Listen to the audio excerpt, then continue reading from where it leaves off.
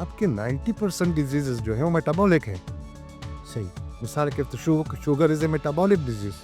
आप sexually compromise हो जाएंगे, आप इरेक्टाइल डिसफंक्शन का शिकार होंगे, आप डायबिटीज़ हो जाएंगे, आप ये हो जाएंगे, आप वो हो जाएंगे। आप उसके नेगेटिव इफेक्ट देख ले, रिब्डोमाइलोसिस हो जाएगा, फिर आपके किडनी फेलियर की तरफ जाएंगे।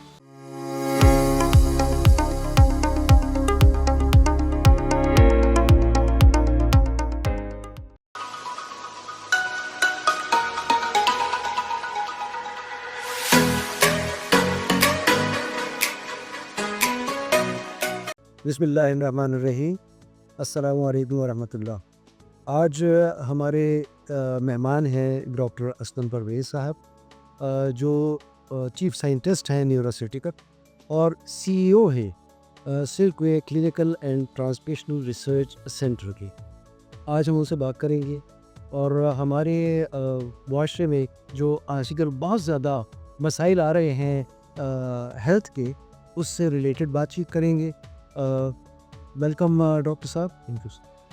आपसे पहला सवाल ये है कि आप हैं एक चीफ साइंटिस्ट हैं, एक साइंटिफिक ऑफिसर हैं, आप यू आर नो फिजिशियन, और हमारे यहाँ जो मसाइल चल रहे हैं, स्पेशली दिल के जो मसाइल चल रहे हैं, तो हम देखते हैं कि पेशेंट्स अक्सर वो बेड पे चले जाते हैं, बेड रिडन हो जाते हैं और उनको स्टंट्स चल रहे होते हैं या उनके ऑपरेशन के लिए उनको ले जाया जाता है। लेकिन आपकी कामयाबी का देखकर हैरत होती है कि आपने सैकड़ों पेशेंट्स को ऑपरेशन टेबल से बचा। इसकी क्या वजह है? बिस्मिल्लाहिर्रहमानिर्रहीम। और मैं आपका मशकूर हूँ कि आपने मुझे मौका दिया कि मैं अपने ख्यालात को अपने व्यूअर्स के सामने रख सकूँ। और जो मेरे तजुर्बात हैं, चूँकि I am the last inning of my life एक किस्म का, तो उसमें सबसे जो पहली चीज़ जो मेरे सामने आई, मैं चूँकि प्रोफेसर भी रह चुका हूँ, टीचिंग भी की है। अच्छा, मेडिसिन केमिस्ट्री पढ़ाता था। मेडिसिन केमिस्ट्री में मैंने एमफिल भी किया है और 10 ड्रग डिस्कवरी में, नेचुरल प्रोडक्ट में पीएचडी की है। और फिर मैंने अल्टरनेटिव मेडिसिन में एमडी किया है, doctor of medicine alternative medicine में। तो बुनियादी तौर पर जो गैप मुझे महसूस हुआ, ये नहीं है कि हमारे डॉक्टर्स या हमारा जो मेडिकल सिस्टम है वो बिल्कुल नाकाम है। नाकाम तो नहीं है, उसको नाकाम नहीं कह सकते, लेकिन एक मिसअंडरस्टैंडिंग है, मिसयूज़ जिसको आप कह सकते हैं। वो मिसयूज़ ये है कि हमारे इतने मेडिकल स्कूल्स हैं या कॉलेजेस हैं या यूनिवर्सिटीज़ हैं, वो जो डॉक्टरों को ट्रेनिंग देती है, फिजिशियन को, वो इमरजेंसी डिजीज़ में देती है।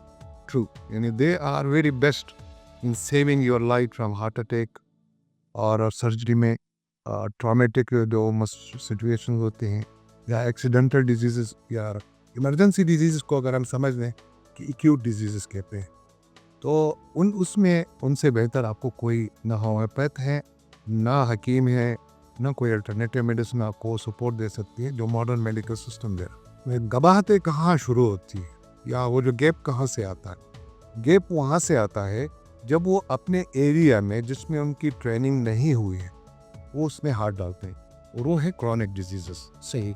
क्रॉनिक डिजीजेस वो डिजीज हैं, इस तरह ageing is a chronic disease.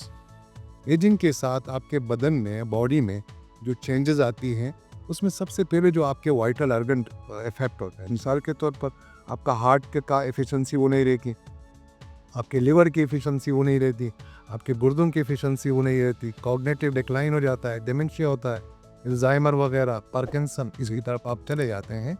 ये बुनियादी तौर पर ये मेडिकल स्कूल्स में या मेडिकल सिस्टम में ये ट्रीटमेंट का हिस्सा ही नहीं, ये क्रॉनिक डिजीज़ में आती है। ठीक। और क्रॉनिक डिजीज़ वो है जो एज के साथ डिजनरेशन आती है।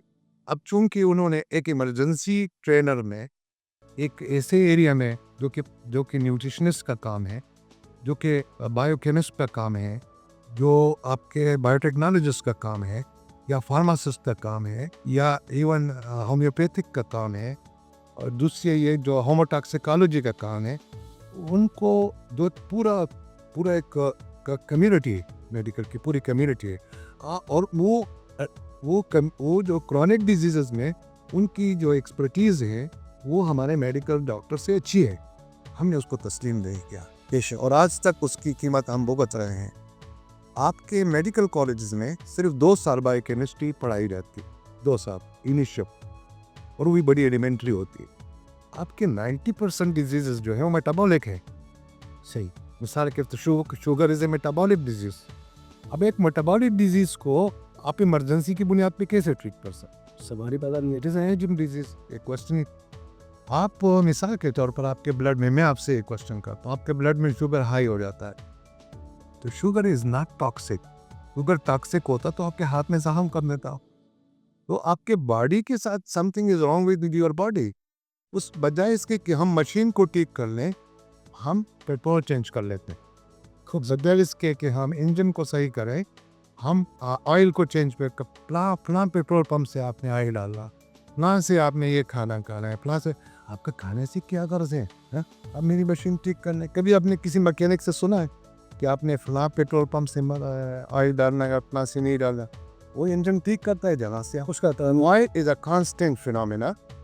आपकी मशीन जो है वो वेरिएबल है। Defect is in the machine. अब आपके जो मैं डायबिटीज़ को ले रखा हूँ, जो कि मदर ऑफ ऑल डिजीजेज है ऑलमोस्ट। सर एक मिनट मुझे मौका दीजिए। पहला सवाल ये था जो हमारे नाज़रीन भी इसके अंदर बहुत इंटरेस्ट लेंगे कि आपने सैकड़ों पेशेंट्स को जो ऑपरेशन टेबल पे जा रहे थे उनको किस तरह आपने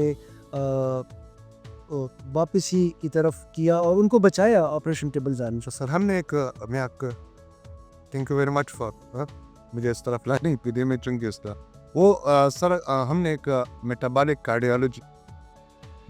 कार्डियोलॉजी में हमने एक प्रोडक्ट डेवलप किया है। पूरे हमारे कंसेप्ट है, और उसको हमने प्रोहार्ट एंटीऑक्सीडेंट किलेशन थेरेपी, वही किलेशन या चिलेशन थेरेपी जो है वो अगर इंट्रावीनस करेंगे तो FDA से अप्रूव्ड है, but for the removal of matter, heavy metal को रिमूव करने के लिए वो FDA से अप्रूव्ड है।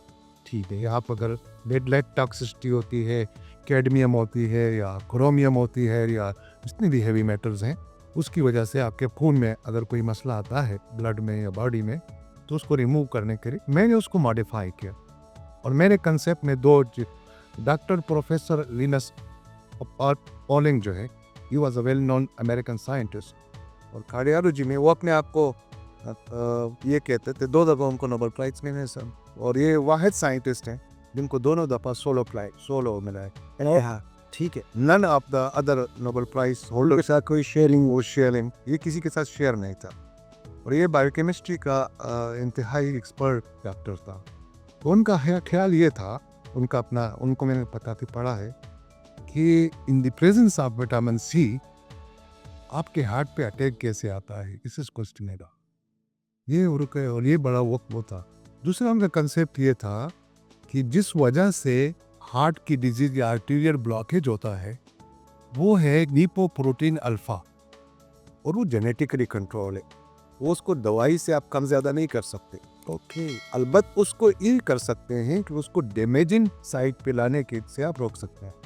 वो ऑक्सीडाइज फॉर्म में, जिस तरह सीमेंट है आपके पास, अब सीमेंट से पानी आप मिलाएंगे तो स्टिकी हो जाता है, पानी नहीं मिलाएंगे तो वो तो स्टिकी नहीं होता। बिल्कुल इसी तरीके से लिपोप्रोटीन अल्फा जो है, अगर आपके बॉडी में एंटीऑक्सीडेंट लेवल डाउन होता है तो ये स्टिकी हो जाता है।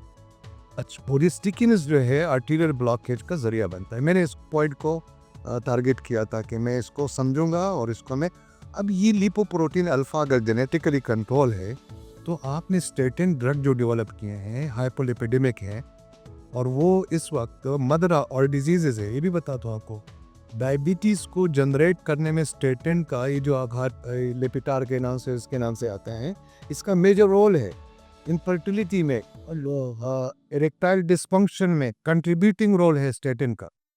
अब मुझे बताएं, एक आदमी जो है उस क्या करेगा इस लाइफ के साथ? अगर आप उससे कहें आप सेक्सुअली कंप्रोमाइज़ हो जाएंगे, आप इरेक्टाइल डिस्फंक्शन का शिकार होंगे, आप डायबिटीज़ हो जाएंगे, आप ये हो जाएंगे, आप वो हो जाएंगे, आप उसके नेगेटिव इफेक्ट देख ले, रिब्डोमाइलोसिस हो जाएगा, फिर आपके किडनी फेलियर की तरफ जाएंगे। ये सिर्फ आपने उसको, हम स्टेटिन को कहते हैं HMG को एक रिडक्टेज इनहिबिटर। सही, ये पाथवे हैं, सेलुलर पाथवे हैं, जिसमें आपका एसिटायर बॉय भी बनता है, आपका जो है फैट्स भी बनते हैं, कोलेस्ट्रॉल भी बनते हैं। इस सिर्फ फैट्स तो नहीं बनते ना, और भी तो चीज़ें बनते हैं। अब सेल को आप नॉर्मल एक्टिविटी से रोक दे तो क्या करेगा? डिजनरेशन स्टार्ट हो। डिजनरेशन, ये जो आपका डिस्क की जो जनरेशन है, ये भी इसी में शामिल होता है। ये आपका जो सेल है वो आप किसी तरीके से अद्वियात के ज़रिए से वो नॉर्मल प्रोसेस से रोक देते हैं, तो वो रीजनरेटिव प्रोसेस से डिले हो जाता है, रिवर्स हो जाता है। मिसाल के तौर पर अगर आप ये स्टेटिन ड्रग ले रहे हैं तो ये आपके लिपिड बाइलियर को सेल मेम्ब्रेन में लिपिड इस्तेमाल होता है, उसकी क्वांटिटी कम हो जाएगी तो आपका सेल का जो मेम्ब्रेन है वो रप्चर हो जाएगा।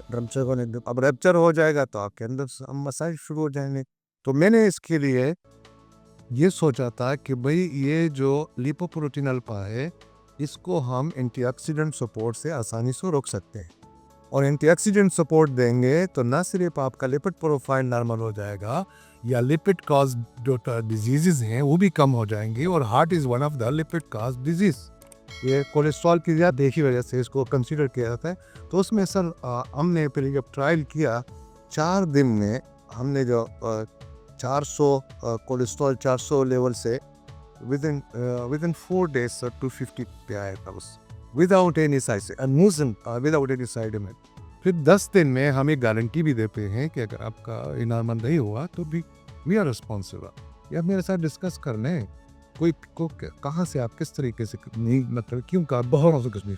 तो ये जो हमने किया तो उसमें ये तकरीबन सर इस वक्त 2014 में हमने कंसेप्ट 2014 में इंट्रोड्यूस किया था, और ये तो आप थाउजेंड्स ऑफ पेशेंट्स 1000 की बता। तो हमारे पास एक और है पिशावर में हमने क्यूरेशन सेंटर खोला है, और फिर मैं पर्सनल भी चूँकि कार्डियोलॉजी में मैंने काम किया है, तो हमारा सक्सेस रेट जो है मेडिकल करंट जो कार्डियोलॉजी जो रिसीव करते हैं वो है जो इंटरवेंशन है कार्डियोलॉजी के, तो उससे हम फार बेटर है मश नहीं बता रहा मार better mean we are safe.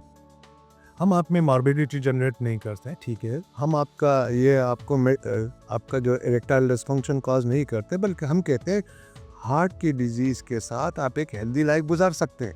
ये तो नहीं है कि आप चारपाई पे बैठ जाएं और लेट जाएं, इससे तो बहुत बेहतर है।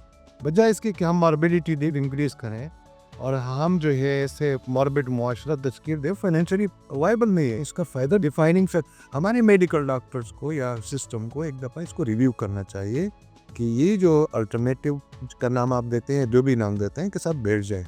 Heart is a metabolic disease, ठीक है, और आपके ट्रीटमेंट के जितने ऑप्शन है वो मेटाबॉलिज्म से अपोजिट। ये मैं आपको स्ट्रेंथ की है sir, thank you very much. नाज़रीन, डॉक्टर साहब को बात करने का मकसद ही ये था, जैसे मैंने पहले आपको बताया था कि ये चीफ साइंटिफिक ऑफिसर हैं यूनिवर्सिटी की ट्रांसलेशन रिसर्च सेंटर पेशावर के, और इनकी अपनी रिसर्च इसमें इतनी वास्ट है। ये तो अभी हमने आज एक टॉपिक को कवर किया जो दिल से रिलेटेड था, दिल की बीमारियों से था, लेकिन इसके बाद इंशाल्लाह हम आगे चलेंगे। शुगर है और डायबिटीज़ के साथ साथ बेशुमार जॉइंट प्रॉब्लम है, आर्थराइटिस है, हम ये सब रिकॉर्ड करेंगे और आपकी खिदमत में पेश करेंगे कि इनकी वजूहात क्या हैं और इसके बाद इनके ऊपर कंट्रोल किस तरह किया जा सकता है। इंशाल्लाह आपसे मुलाकात होती है। अल्लाह हाफ़िज़।